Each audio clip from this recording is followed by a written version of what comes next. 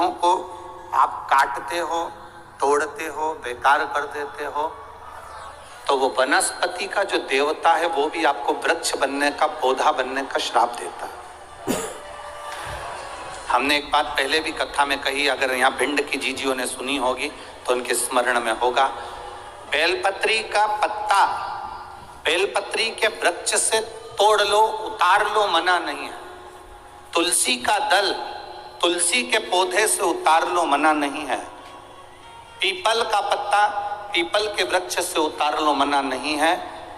आंवले का पत्ता, आंवले का फल वृक्ष से उतार लो, मना नहीं है।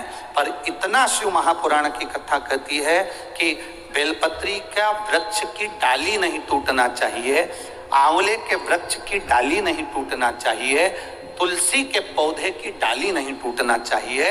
ये डाली अगर टूटती है तो जीव कितना भी दान करा हो, कितना भी पुण्य करा हो, कितना भी सत्कर्म करा हो, वो सब व्यर्थ चले जाता है, उसका कोई फल नहीं। आपको अगर बेलपत्र की जरूरत है, आप बेलपत्र लिए और बेलपत्र की आपको जरूरत है, आप डाली में से बेलपत्र तोड़ो ना। डाली क्यों तोड़ना? आप उस बेलपत्र का प्रयोग करो।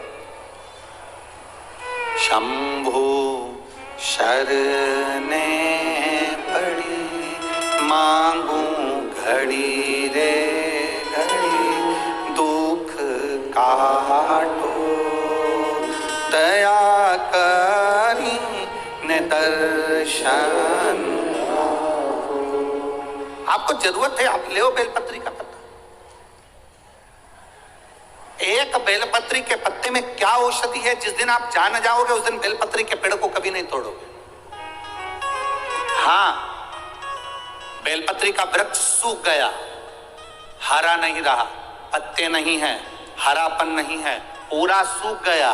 बेलपत्री के वृक्ष को बजा कर देखो, पूर्ण तरह से अगर सूख गया है, तब उसकी जो जड़ निकाली तुमने, उस जड़ को निकालकर इधर उधर फेंकना नहीं, उसका चंदन बनाकर एक मुठिया बनाकर तैयार रखो। और जब तुम्हारे जीवन में तुम्हें लगे कि हरे वृक्ष को नहीं काटना, हरे वृक्ष को बेकार नहीं करना, जो बेलपत्री का वृक्ष सूख गया हो, जो पत्ती नहीं आ रही, फल नहीं आ रहा है, पूरा सूख गया, उसको तुमने बजाकर देख लिया कि बेलपत्री का वृक्ष पूर्ण तरह से सूख चुका है, ये किसी काम का नहीं रहे। थोड़े समय के बाद लोग इसे काट लेंगे, उसमें पत्ती नहीं आती, फल नहीं आता, पूरा सूख गया है, उसमें ना पत्ती है ना फल है, अड़भंगा है, बिल्कुल खाली। उस बेलपत्री के वृक्ष की जड़ को, उस तने को, उसको निकाल लो और उसकी एक अच्छी मुठिया बनाकर तैयार हो। उस मुठिया को तुम्हारा मन पड़े, जिस दिन तुम्हारे पास में चंदन घिसने का सिलबट्टा हो, उस पर घिसकर उस चंदन को एकत्रित कर कर एक प्रदोष, एक शिवरात्रि हर महीने आती है, प्रदोष हर महीने आती है, सोमवार की अष्टमी 2-3 महीने में जरूर आती है।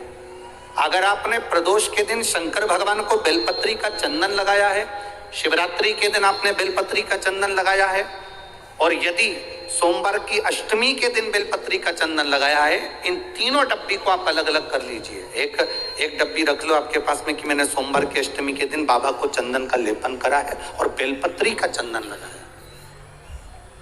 उस चंदन को निकालकर शिवलिंग में से निकालकर एक डब्बी में भर कर रख लीजिए, या तो कोई प्लेट में उसको सुखा लो, प्लेट में सुखा लो उसको, और प्लेट में सुखा लो उसको, और या तो गोली बनाकर उसकी गोली बनाकर रख लो। दूसरा, प्रदोष के दिन बाबा को जो तुमने बेलपत्री का चंदन लगाया, परंतु याद रखना हरे वृक्ष की डंडी को नहीं सुखाना है, सूखा हुआ वृक्ष। यदि आपने प्रदोष के दिन का चंदन बनाया है तो उसको बाबा पर लगाकर उसके लेपन को आप निकालकर उसकी गोली बनाकर ले लीजिए। तीसरा, शिवरात्रि के दिन आपने बाबा को अगर बेलपत्री का चंदन लगाया है तो उसको शिवलिंग पे से उतार कर उसको प्लेट में सुखाकर उसकी गोली बनाकर रख लीजिए। अब प्रयोग करिएगा, कभी मौका मिल जाए तो प्रयोग कर कर देखिएगा। शरीर में कहीं पर भी गांठ पड़ गई हो और डॉक्टर कह रहा है कि इसका ऑपरेशन जरूरी है, तो प्रदोष के दिन जो आपने बाबा के ऊपर बेलपत्री की जड़ का जो चंदन का लेपन करा है और उसकी जो गोली बनाई है, उसको 15 दिन तक रोज एक गोली पानी से निगलना प्रारंभ करो। कुंदकेश्वर महादेव का नाम लेकर उस गोली को खाना प्रारंभ करिए। आपको 15 दिन के बाद डॉक्टर से जांच कराने के लिए जाइए, गठान धीरे धीरे गलना प्रारंभ हो गई है,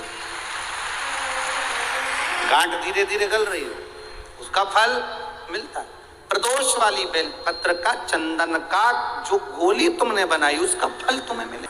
दूसरे नंबर पर है सोमवार की अष्टमी के दिन आपने जो बाबा को लेपन करा है, बेलपत्री की जड़ का चंदन बनाकर लेपन करा है, उसकी जो गोली है, अगर बच्चा 8 साल का हो गया, 9 साल का हो गया, 10 साल का हो गया और वो गंदगी कर रहा है, बिस्तर पर गंदगी कर रहा है, सुसु कर रहा है, या अचानक उसको भय हो जाता है या किसी ना किसी तरह से उसको रोग ग्रसित हो जाता है, उस बच्चे को भी आप छोटी सी गोली हफ्ते में केवल एक बार, जो सोमवार की अष्टमी के दिन जो आपने चंदन का लेपन करा है, हफ्ते में एक बार उस गोली को बच्चे को पीस कर पानी के साथ देना प्रारंभ करो। आपको धीरे धीरे उस बच्चे में आनंद की अनुभूति हो जाएगी, गंदगी नहीं कर सकता।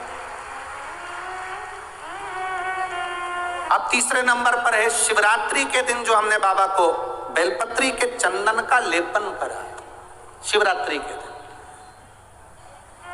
शिवरात्रि के दिन हमने बाबा को जो बेलपत्री का चंदन का लेपन करा, उस चंदन की गोली, कभी डॉक्टर कह दे कि तुम्हारे रीढ़ की हड्डी में गैप हो गया है, तुम्हारी पीछे की जो रीढ़ की हड्डी उसमें गैप हो गया है, या आपकी जो हड्डियां हैं वो कमजोर हो गई हैं, या घुटने की हड्डी कमजोर हो गई है, कुर्सी पर बैठना पड़ रहा है, तो उस समय पर हफ्ते में 2 बार जो तुमने शिवरात्रि के दिन बाबा को चंदन का लेपन करा और उसकी जो गोली बनाई, वो हफ्ते में 2 बार आप उस बेलपत्री के चंदन की गोली को लेना प्रारंभ करो। रीढ़ की हड्डी में जो गैप होगा वो भराना प्रारंभ हो जाएगा। शिव तत्व है। हमने गोली का क्यों बोला? हम बोल रहे थे कि चंदन को तुम बस ऐसे चाट लो, पर गोली इसलिए कि वो सूख जाएगी तो वो आपके काम में आराम से आ सकती, सूख नहीं। चंदन का ले तो चंदन का सूख है। महाराज बोल बम का नारा है, सारी समस्या का हल, शिव की भक्ति हमारा एक आनंद, शंकर की एक भक्ति।